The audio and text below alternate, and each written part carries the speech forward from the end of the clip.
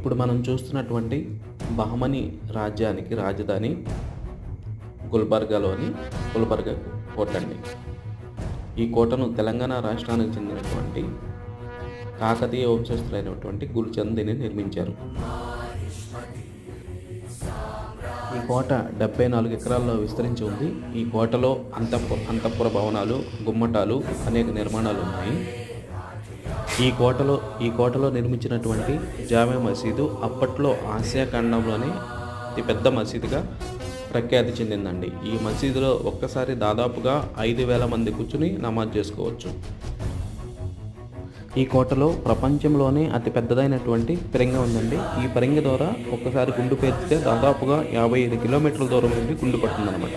అంత పెద్ద ఫిరంగులు ఈ కోట మీద ఉన్నాయి. ఈ కోట చుట్టూ కూడా కందకాలు తవ్వి వాటిలో ముసళ్ళు వదిలేవాళ్ళు ఆ రోజుల్లో.